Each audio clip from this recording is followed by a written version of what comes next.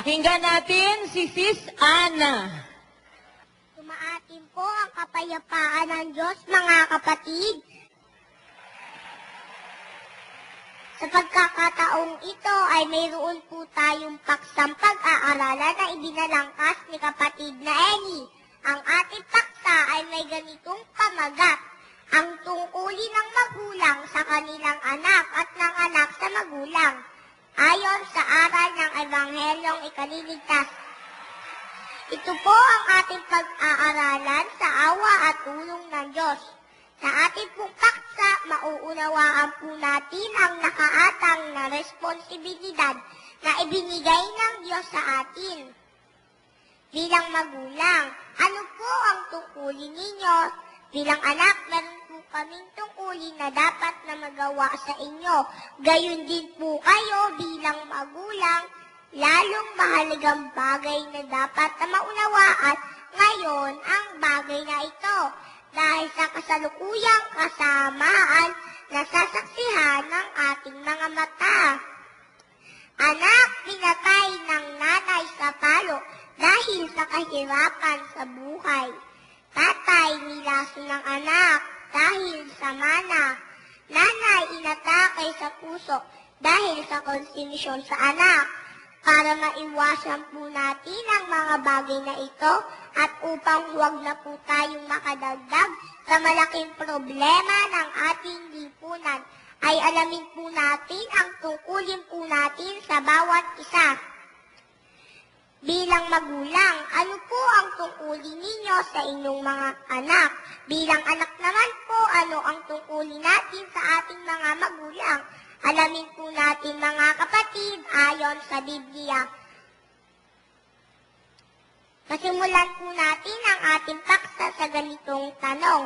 Ano ang pangunahing tungkulin ng magulang sa kanilang anak sa Diyos na may bigay sa mga ito? Basahin po natin sa unang Timoteo 5:8. Ganito po ang sinasabi ng Biblia.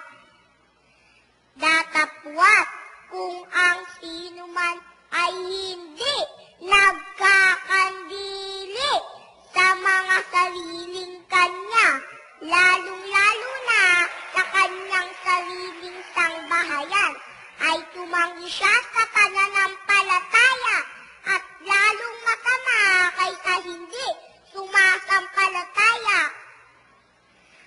Alam po natin, mga kababayan, mga magulang, na wala namang tao na pagkatapos makapanganak ay may kapasidad na agad na alagaan ang kanyang sarili. Naturally, kailangan ng bata na magkakandili sa kanya. Hindi naman tao'y kagaya ng pawikan na pagkatapos makapangitlog ay iiwan na lang sa pangpang at hahayaan na lang na mapisa. Ang mga material na bagay gaya ng pagkain, damit, inumin ay kailangan po ng isang bata. At isa po yan sa mga kinakailangan sa pagkakandili sa anak. Yan po ay mahalagang bagay na dapat na magawa ng isang magulang ay ang kandilihin ng anak. Bukod doon, ano pa po? Basahin po natin sa 2 Korinto 12:14.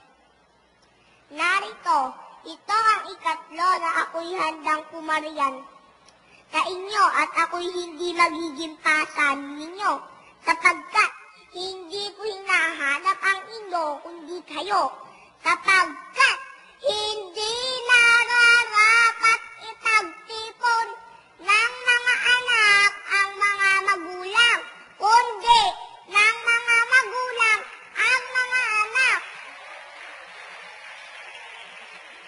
Ang isa pa po palang dapat na magawa ng isang magulang ay ang ipagtipon ng anak.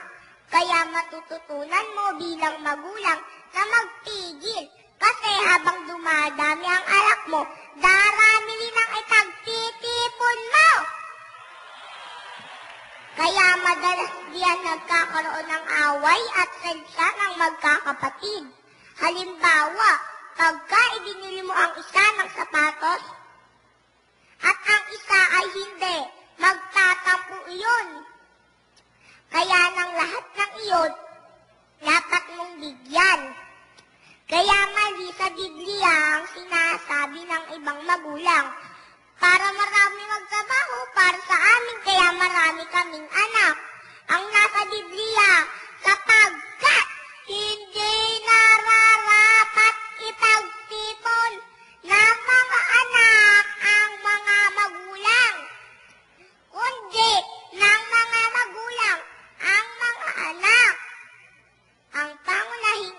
obligasyon ng magulang ay ang ipagtipon ng anak.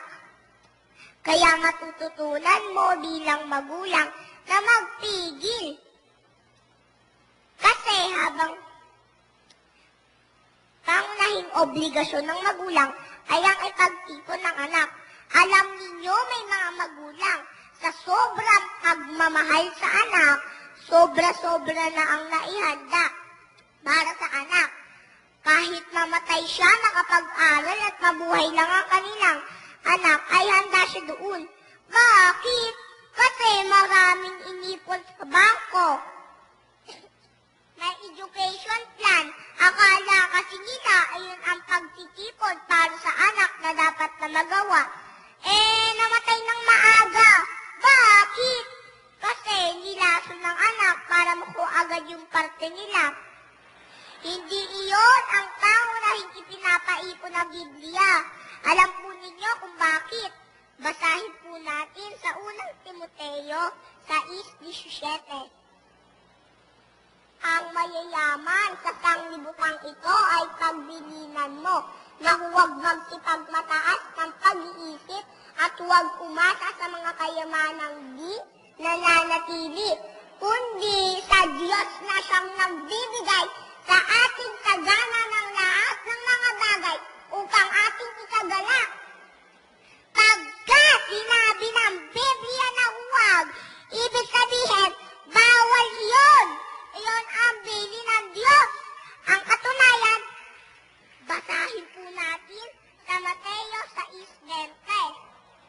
Kundi mangagtipon kayo ng mga kayamanan sa langit, na doon hindi sumisira kahit ang tanga, kahit ang kalawang, at doon hindi nanghuhukay at hindi nagsisipagnakaw ang mga magnanakaw. Isipin ninyo po mga magulang, na ibigay niyo po ang lahat ng pangangailangan material ng anak mo, pagkain, damit, etc. Adik naman! Wala rin pong kwenta. Kasi hindi iyon ang pangunahing ipinapaipon ng Biblia. Kung nangangailangan ng material ng anak mo, may mas lalong mabuting dapat maibigay sa anak. Ano po yun? Basa! Sa Mateo 4:4. Datapwat siya'y sumagot at sinabi, nasusulat, hindi sa tinapay lamang mabubuhay ang tao, kundi sa bawat salitang lumalabas sa bibig ng Diyos. Tandaan po natin mga kababayan, mga magulang, dalawang uri po ng pagkain ang dapat maibigay sa anak. Ang pagkain na kailangan ng tao para mabuhay ay ang material na pagkain. At ang salita ng Diyos na lalong kailangan ng pagkatao para maging mabuting tao o mabuting anak. Ang di nauunawaan ng ibang magulang na ibigay na nila ang lahat ng panahon, salapi at iba pang material para sa anak. Pero napabayaan naman ang napakahalagang bagay na dapat maipakain sa anak. Iyon ay ang salita ng Diyos na kinakailangan ng pagkataong loob. Hanggang dyan po ang ating paksa, mga kapatid. Naway nakapagsilong po sa inyo ng aral ang ating napag-aralan. Magandang araw po muli sa inyo. Salamat po sa Diyos.